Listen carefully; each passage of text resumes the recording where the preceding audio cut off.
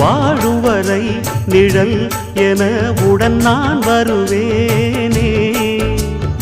ஏழ் பிறப்பும் உயிர் துணை உனை நான் பிரியேனே.